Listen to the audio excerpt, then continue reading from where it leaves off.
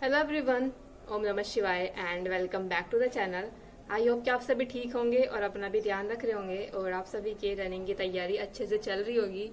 तो फिलहाल मुझे लास्ट वाली वीडियो पर बहुत ही ज्यादा कमेंट आए थे कि दीदी सांस बहुत ज्यादा फूलता है रनिंग करते टाइम, उसके लिए बता दो आप क्या क्या एक्सरसाइज करके जाती हो। तो देखो, कुछ एक्सरसाइज मैं घर से भी करके जाती हूँ और कुछ योगा भी घर से करके जाती हूँ, क्योंकि वहां पर इतना भी ज्यादा वो नहीं होता, टाइम नहीं होता और कुछ ऐसा ग्राउंड टाइप भी नहीं है कि आप सही से एक जगह बैठकर कर सको वो सभी चीजें। तो मैं थोड़ी सी चीजें घर से ही करके जाती हूँ। तो सांस फूलने के लिए मैं आप सभी को 3 योगा बताऊंगी, मतलब 3 प्राणायाम है वो, तो वो करके जाना प्लीज। तो उनसे जरूर बेनिफिट मिलेगा। स्टार्टिंग में मुझे भी ऐसा ही होता था, 300 या 400 मीटर के बाद सांस फूलने लगता है। तो स्पेशली ये चीज ध्यान रखना, एक तो थोड़ी सी अपनी डाइट पर ध्यान देना और काले चने जो होते हैं उनको रात को भिगो कर रख देना और मॉर्निंग में उनको खा लेना रनिंग से आने के बाद। ये चीज भी आपको बेनिफिट करेगी जरूर। और अब बात कर लेते हैं प्राणायाम की। तो जो सबसे पहला मैं करती हूँ वो है कपालभाति, जो हमारी नाक के लिए, हमारे लंग्स के लिए बहुत ही अच्छा है। तो अगर मतलब ये बहुत अच्छा है, ये हर चीज के लिए बेनिफिट करता है, ये ऐसा प्राणायाम है। तो ये वाला है। सबसे पहले मैं इसको टाइम लगाकर नहीं करती हूँ, क्योंकि टाइम लगाकर पता नहीं चलेगा कितना क्या करना है हमें। तो मैं इसको गिनकर करती हूँ। मैं 500 कपालभाति करती हूँ और आराम से हो जाती है। इसमें कोई डिफिकल्ट टास्क नहीं है ये कि नहीं होगा। 500 बहुत ही आराम से हो जाती है। इससे ज्यादा भी कर सकते हो, थोड़ा स्पीड से करना, ऐसा नहीं बिल्कुल आराम से आप कर रहे हो। तो आई होप कि पता होगा आप सभी को इनके बारे में, इतने फेमस प्राणायाम है ये, ऑलमोस्ट सभी ने कभी ना कभी तो किए होंगे। एक तो हो गया कपालभाति, दूसरा होता है अनुलोम विलोम। ये थोड़ा सा टाइम लेता है करने में, मतलब एक ही बार जब हम इसको करते हैं तो भी इसको टाइम लगता है। तो मैं इसको 50 से या फिर 100 करती हूँ, जितना मेरे पास टाइम होता है। या तो मैं 50 करती हूँ या 100 करती हूँ। तो उसकी बात कर रही हूँ मैं अनुलोम विलोम की। 500 कपालभाति और 50 या 100 अनुलोम विलोम। और एक होता है भ्रामरी, उसको भी आप ऐसे कर सकते हो 25 या 50 के आसपास, सिर्फ इतना ही बहुत है। अगर आप रनिंग पर जाने से पहले ये करोगे ना तो आपको कुछ दिन में बेनिफिट जरूर देखने को मिलेगा। आई होप कि 1 वीक के अंदर ठीक होने लगेगी आपकी ये प्रॉब्लम। मुझे भी होती थी, बहुत ज्यादा होती थी, और ये मैंने बताया भी था आप सभी को एक वीडियो के अंदर। तो आप देख लेना भाई, अगर मुझे बेनिफिट हुआ है तो ऑफकोर्स सभी को बेनिफिट होगा। ये ऐसी चीज है मोस्टली जितनी भी वहां पर गर्ल्स करती हैं। तो वैसे मैं बताऊं, हमारे वहां पर जो ग्राउंड पर जो ज्यादा गर्ल्स जो रनिंग कर रही हैं उसमें बहुत ज्यादा नहीं है। एक तो मैं हूँ और मेरे साथ जो लड़की है भावना वो है, और 2 लड़कियां और आती हैं। तो हम 4 ही हैं सिर्फ जो रनिंग कर रहे हैं। बाकी तो मोस्टली सभी हम यही करते हैं। और अभी तो मैंने भावना को भी आदत डाल दी है। वैसे उसका सांस नहीं फूलता था, लेकिन स्टिल अब वो भी कर रही है। तो घर से भी मैं करके जाती हूँ और वहां पर मैं वर्कआउट करने के बाद, अपनी स्ट्रेचिंग वगैरह पूरा करने के बाद, एक बार रनिंग से पहले थोड़ी सी कपालभाति जरूर करती हूँ। आई थिंक 50 के आसपास कपालभाति दोबारा से करती हूँ रनिंग करने से पहले, क्योंकि उससे एकदम थोड़ी सी आपकी नाक ना खुल जाती है। कभी कभी ऐसा होता है कि एक नाक बंद हो रही होती है और सांस लेने में दिक्कत हो रही होती है उसकी वजह से, तो वो नाक भी खुल जाती है। तो रनिंग से पहले भी मैं थोड़ी सी करके जाती हूँ सब कुछ। बस यही थी 3 एक्सरसाइज। 3 एक्सरसाइज नहीं बोलेंगे इनको, योगा प्राणायाम जो भी बोलना चाहो। कपालभाति, अनुलोम विलोम और भ्रामरी, तीनों आप देख लेना कहीं यूट्यूब से कि कैसे करना होता है। एक्चुअली में जो पूरा प्रोसेस होता है, किस टाइम पर सांस अंदर लेनी है, किस टाइम पर बाहर निकालनी है, ये चीजें ना ध्यान रख लेना। कभी ऐसे आप मिस्टेकली कर रहे हो और बेनिफिट की जगह कुछ और हो जाए, तो ध्यान से करना कि किस चीज का क्या बेनिफिट होगा। तो बस यही था। और अगर मैं रनिंग की बात करूं, ठीक ठाक चल रही है, ज्यादा कुछ खास तो मैं कह नहीं सकती। अभी जो सांस लेने वाली प्रॉब्लम थी वो थोड़ी ठीक हो चुकी है मेरी, और पैर जो दुखते थे या पैरों में जो दर्द होने लगता था थोड़ी दूर दौड़ने के बाद, वो भी ठीक ठाक सा है। लेकिन अब जो प्रॉब्लम हो रही है ना मेरे को, वो हो रही है सबसे ज्यादा। एक्चुअली में ऐसा होता है कि 1000 मीटर करने के बाद एक मेरे लेफ्ट वाली साइड में बहुत ही जोर से दर्द होने लगता है पेट में। और उसके बाद फिर क्या, फिर तो रुकना ही पड़ता है, क्योंकि वो तो ऐसी चीज है, एक बार को आप पैर दुख रहे हैं आपके, उस चीज को आप कंट्रोल कर सकते हो। लेकिन अगर एकदम सडनली आपके पेट में इतनी जोर से दर्द होता है ना, फिर आप रनिंग नहीं कर पाते। तो जैसे 1000 या 5, मतलब 1000 या फिर 800 के आसपास ना पेट में दर्द होने लगता है इतनी रनिंग करने के बाद।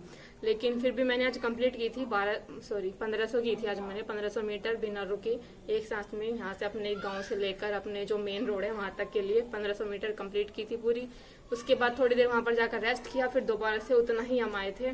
तो अभी ऐसा हो पा रहा है। अभी एक सांस में मैं ज्यादा भी नहीं कर पा रही। मैं सोच रही हूँ एटलीस्ट कब हो गई मेरी 2400 मीटर, कब होगी ये तो मुझे भी नहीं समझ आ रहा। कब मैं एक टाइम पर, मतलब एक ही बार सांस लेकर बिना रुके, कब मैं 2400 मीटर कर पाऊंगी कंप्लीट। अभी तो ये भी नहीं हो रहा है, क्योंकि एक तो अभी सांस लेने की भी प्रॉब्लम ठीक है, पैरों में भी इतना ज्यादा नहीं होता है, लेकिन अब ये पेट दर्द वाली प्रॉब्लम हो रही है। मैं पानी भी पी कर जाती हूँ, बाकी जो जो चीजें हो सकती हैं सभी ट्राई कर रही हूँ, लेकिन फिलहाल कुछ आराम नहीं लग रहा है। और अभी वो आएगी, ऐसा नहीं है कि मुझे बहुत ही पहले से हो रहा है। एकदम से, मतलब लेफ्ट वाली साइड ना एकदम से अचानक से उठता है ये पेट में दर्द बहुत ज्यादा। तो ऐसा था। और अभी बात करते हैं मॉक टेस्ट के एनालिसिस की। मैंने आज जीडी का मॉक टेस्ट दिया था। तो मैं ऐसे ही मॉक टेस्ट देने बैठ गई थी। एक्चुअली मैं बताऊं तो मैंने कुछ पढ़ा तो नहीं है जब से मेरा एग्जाम हुआ। मैंने सिर्फ थोड़ी सी हिंदी पढ़ी थी और थोड़ा सा जीके जीएस वाला पार्ट पढ़ा था। उसके बाद मैं अपनी तैयारी कर रही हूँ, तब से प्रैक्टिकल वगैरह की, तो मैंने कुछ पढ़ा तो नहीं था। लेकिन फिर भी मेरा स्कोर इतना बेकार आया था मॉक टेस्ट में, मतलब एसएससी जीडी के मॉक टेस्ट में, जिसकी बिल्कुल भी उम्मीद नहीं थी मुझे। क्योंकि इससे पहले मैंने एक मॉक टेस्ट और दिया था जीडी का, मतलब जब से मेरा यूपी पुलिस का एग्जाम हुआ है उसके बाद मैंने कोई मॉक टेस्ट नहीं दिया, सिर्फ एक मॉक टेस्ट दिया था, वो था जीडी का, जो कि सबसे पहला मॉक टेस्ट था। उसमें मेरे 126 नंबर थे। तो इस वाले में बहुत ही कम आए हैं, मतलब समझ नहीं आ रहा मुझे, मतलब इतनी बेकार तैयारी कैसी है मेरी, मतलब क्या पढ़ रही हूँ मैं, क्या कर रही हूँ। बहुत ही ज्यादा बेकार स्कोर रहा है। तो मैं अभी आप सभी को बता देती हूँ क्या क्या स्कोर रहा है, किस तरह के मुझे लगता है। और थोड़ा सा इस वाले जो ये वाला था मॉक टेस्ट जो था, जो मैंने आज दिया है, इसका थोड़ा सा लेवल कहीं ना कहीं मैथ का जो लेवल था वो थोड़ा सा इंक्रीज था और कैलकुलेटिव था। मैथ के क्वेश्चन मेरे बहुत ज्यादा गलत हुए आज, तो इसी की वजह से मेरा स्कोर भी बहुत डाउन गया है। मतलब गुस्सा तो मुझे अपने आप पर बहुत ज्यादा आ रहा है कि क्या पढ़ रही हूँ मैं, इतना करने के बाद भी ये स्कोर आ रहा है मेरा। तो सबसे पहले बात करते हैं टोटल टाइम। देखो ये पता नहीं टाइम का क्या ही हिसाब दिखा रहा है, 5 मिनट 56 सेकंड दिखा रहा है। ओ सॉरी 5 मिनट बता रही हूँ, 50 मिनट दिखा रहा है, 50 मिनट और 56 सेकंड टोटल टाइम। तो मैथ वाले पार्ट में आज मेरे सिर्फ 11 क्वेश्चन ठीक हैं और 2 क्वेश्चन गलत हैं, 7 क्वेश्चन अनअटेम्प्ट है। तो मैथ वाले पार्ट की वजह से आज मेरा पूरा ये जो है एसएससी जीडी का मॉक टेस्ट बेकार हो चुका है। इतने बेकार नंबर आए ना भाई, इतने पे तो कभी भी सिलेक्शन नहीं होता। वैसे मैंने इसका फॉर्म नहीं भरा है, डोंट वरी, क्योंकि ना ही तो मैंने फॉर्म भरा है, ना ही मैं भर सकती हूँ, क्योंकि मेरी एज नहीं है इसका फॉर्म भरने की। बाकी अगर मैं बात करूँ, मैं सिर्फ अलग अलग चीजों के मॉक टेस्ट इसलिए दे रही हूँ ताकि हमें हर एक टाइप के क्वेश्चन का ना पता चल जाए। जैसे आप यूपी पुलिस के पेपर की बात करो, उसमें जो मैथ वाला पार्ट था ना, कुछ क्वेश्चन ऐसे थे बड़ी अलग से जो हमने पढ़े भी होंगे, कुछ इस तरह के थे। तो इसलिए मैं अलग अलग मॉक टेस्ट सिर्फ इसलिए दे रही हूँ ताकि थोड़ी सी हर एक क्वेश्चन के टाइप की प्रैक्टिस हो जाए। और अभी फिलहाल मैंने एक चीज सोचा है कि मैं अब डेली एक मॉक टेस्ट तो जरूर लगाया करूंगी, चाहे वो किसी भी सब्जेक्ट का हो, मतलब किसी भी सब्जेक्ट का हो या किसी भी तैयारी को, या कि एसएससी जीडी का हो या फिर आरपीएफ का हो या फिर एसआई का हो। मैं एक मॉक टेस्ट पूरे एक दिन में जरूर ट्राई किया करूंगी। क्योंकि एक चीज देखना भाई, तैयारी कितनी भी कर लो कुछ मैटर नहीं करता है जब तक आपकी प्रैक्टिस अच्छी नहीं है। एग्जाम में अगर मैं बात करूँ ना भाई, आप कितनी भी तैयारी करके चले जाओ, सभी लोग बहुत तैयारी करते हैं, ऐसा नहीं है कि कोई तैयारी नहीं करता, लेकिन जिसकी प्रैक्टिस अच्छी है और जो एग्जाम हॉल के अंदर का प्रेशर झेल जाता है ना भाई, उसी का नंबर आ जाएगा। ये चीज ध्यान रखना, क्योंकि कहीं ना कहीं प्रैक्टिस और जो आपने बस खुद को संभाल लिया ना एग्जाम हॉल के अंदर, सिर्फ ये 2 चीजें मैटर करती हैं। तो जितना ज्यादा हो सके मैं प्रैक्टिस पर इसीलिए अब ध्यान दे रही हूँ और अलग अलग मॉक टेस्ट दे रही हूँ जो कि मुझसे कहीं रिलेटेड भी नहीं है। टीचिंग की तैयारी कर रही हूँ, एसएससी जीडी का और आरपीएफ वगैरह के। मैं इस तरह के मॉक टेस्ट अब डेली दिया करूंगी। कहीं ना कहीं अलग अलग टाइप के क्वेश्चन देखने को मिलते हैं, बहुत अच्छी प्रैक्टिस भी होती है अलग अलग टाइप के जब हम क्वेश्चन करते हैं, इसलिए मैं दे रही हूँ। तो फिलहाल मैं बताती हूँ, मैथ वाले पार्ट में मेरे 11 क्वेश्चन ठीक है, 2 क्वेश्चन गलत हैं और 7 क्वेश्चन अनअटेम्प्ट है। तो देखो 7 क्वेश्चन अनअटेम्प्ट है मैथ के अंदर, जबकि मैथ मेरा अच्छा खासा, मतलब ठीक है, मेरा इतना ज्यादा बेकार मैथ नहीं है, फिर भी मेरा इतना कम स्कोर हुआ है। फिर आता है जनरल अवेयरनेस वाला पार्ट, जो कि मेरा सच में बेकार ही है। तो कितना भी पढ़ लूँ मेरा इसमें स्कोर अच्छा होता ही नहीं है। तो इसमें मेरे 10 क्वेश्चन ठीक हैं, 1 क्वेश्चन गलत है और 9 क्वेश्चन अनअटेम्प्ट हैं। इसको करने में मुझे 2 मिनट लगे हैं और मैथ वाला पार्ट करने में मुझे 25 मिनट लगे थे। इसके बाद आता है इसके बाद आता है इंटेलिजेंस, यानी कि जनरल इंटेलिजेंस रीजनिंग वाला पार्ट। और रीजनिंग वाले पार्ट में मेरे 17 क्वेश्चन ठीक हैं, 1 क्वेश्चन गलत है और 2 क्वेश्चन अनअटेम्प्ट हैं। इसको करने में 18 मिनट लगे हैं। रीजनिंग ज़्यादा डिफिकल्ट नहीं थी, रीजनिंग ईजी थी, लेकिन मैथ थोड़ा सा कैलकुलेटिव था। क्योंकि इससे पहले जो मैंने मॉक टेस्ट दिया था ना, उसमें मेरे 126 नंबर थे, उसका मैथ इतना ज़्यादा कैलकुलेटिव नहीं था, मतलब आसान सा मैथ था, ठीक ठाक मैथ था। लेकिन इस वाले में बहुत ही डिफिकल्ट था। क्वेश्चन करने के टाइम मतलब आंसर आ नहीं रहे थे जल्दी से, इतनी सारी कैलकुलेशन करने के बाद भी। तो ये था जनरल अवेयरनेस यानी कि इंटेलिजेंस वाला पार्ट। 17 क्वेश्चन ठीक है, 1 क्वेश्चन गलत है, 2 क्वेश्चन अनअटेम्प्ट है, 18 मिनट इसमें लगे हैं। हिंदी वाले पार्ट में मेरे 18 क्वेश्चन ठीक हैं, 2 क्वेश्चन गलत हैं, अनअटेम्प्ट कोई नहीं है। इसको करने में 5 मिनट लगे हैं। तो हिंदी में भी मेरे 2 क्वेश्चन गलत हो जाने हैं। आई थिंक लास्ट वाला जो मॉक टेस्ट मैंने दिया था जीडी का, उसमें भी मेरे 2 क्वेश्चन गलत थे और इस बार भी 2 क्वेश्चन गलत हैं। तो ये था, वही मैं दिखाती हूँ। देखो मैथ में इतना इजी क्वेश्चन था, ये भी मुझसे गलत हो गया जल्दबाजी में। ये था, यदि एक नौ अंकीय की संख्या ये है, ये 88 से विभाज्य है, 88 से विभाज्य यानी कि 11 और 8 से, 11 8 88 होता है। तो ये था, पता नहीं मैंने कैसे किया, मेरा 64 कैसे आया, ये भी गलत हुआ था मेरा। और एक ये था, एक समूह के कुछ छात्रों की औसत लंबाई, औसत ऊंचाई 156 सेंटीमीटर है, यदि 160 सेंटीमीटर ऊंचाई वाले, ये वाला क्वेश्चन भी मेरा गलत हुआ। एक्चुअली मैं आज मैंने मैथ वाला पार्ट ना सबसे लास्ट में किया था, सॉरी स्टार्टिंग नहीं लास्ट में किया था मैंने आज सबसे मैथ वाला पार्ट।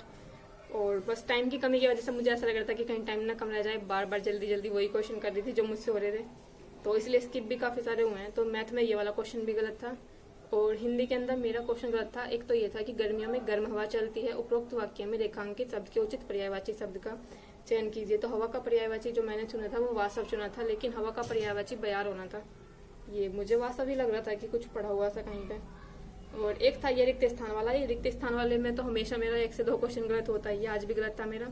तो इसमें जो ये है ना सेकंड पार्ट, नहीं थर्ड के लिए था, जब कोई राक्षस पिघल कर फिर से, मैंने लगाया था इससे फिर से अहंकारी मानव बन जाता है, तो यहाँ पर आना चाहिए था सच्चा मानव। तो ये वाला क्वेश्चन मेरा गलत है। बस यही थे जो कुछ था। तो ओवरऑल स्कोर की अगर मैं बात करूँ तो मेरा 110 स्कोर हुआ 160 में से। इतने पर तो कभी कहीं भी नंबर नहीं आएगा, क्योंकि आई थिंक बहुत, पता नहीं मुझे वैसे एक्चुअली में एसएससी जीडी की मेरिट कितनी गई थी, लेकिन अच्छी खासी आई थिंक 140 के ऊपर थी या 140 के आसपास थी, ऐसा ही कुछ था ना, क्योंकि मैंने दिया नहीं है ऐसा एसएससी जीडी का कभी एग्जाम, तो मुझे नहीं पता कि कितनी मेरिट जाती है इसकी, कितनी गई थी। लेकिन इतना जरूर पता है कि जैसे सभी लोग बता रहे थे कि बहुत ज़्यादा हाई गई थी इसकी मेरिट। तो इसमें मेरा 110 स्कोर है, 110.5 है। और अगर मैं परसेंटाइल की बात करूँ तो 92 परसेंटाइल है। करेक्ट 56 क्वेश्चन है, 6 क्वेश्चन गलत है इसमें मेरे। और अनअटेम्प्ट क्वेश्चन 18 हैं, जो कि बहुत ज़्यादा है। अनअटेम्प्ट क्वेश्चन 18 बहुत ज़्यादा है जहाँ तक मुझे लगता है। एक्यूरेसी 90% है, क्योंकि मेरे गलत क्वेश्चन ज़्यादा नहीं है, लेकिन स्टिल अनअटेम्प्ट जो क्वेश्चन है ये बहुत ज़्यादा है, इस वजह से ज़्यादा स्कोर अच्छा नहीं हुआ है। तो बाकी इस तरह यही था कुछ मेरा एसएससी जीडी का मॉक टेस्ट का स्कोर, जिससे मैं बिल्कुल भी खुश नहीं हूँ, क्योंकि पिछली बार मेरा 126 बना था। उस वाले पार्ट में ना एक्चुअली में मैथ इजी थी, इस वाले में मैथ थोड़ी कैलकुलेटिव थी, और मैथ की वजह से मेरा पूरा बेकार हो गया पेपर। आप देखोगे भी तो इतने सारे क्वेश्चन थे जो मैथ के जो अनअटेम्प्ट हैं, तो अपने आप स्कोर बेकार तो जाना ही था। तो मुझे लगा था कि कहीं ना कहीं पिछली बार 126 था, तो इस बार 130 के आसपास आ जाएगा ठीक ठाक, लेकिन ये तो उससे भी कम हो गया है। बाकी अभी तैयारी कर रहे हैं अपनी, आप सभी भी करते हैं ना अपनी तैयारी। बाकी कोई क्वेश्चन हो तो कमेंट कर देना। मिलते हैं नेक्स्ट वीडियो में, तब तक के लिए बाय बाय, टेक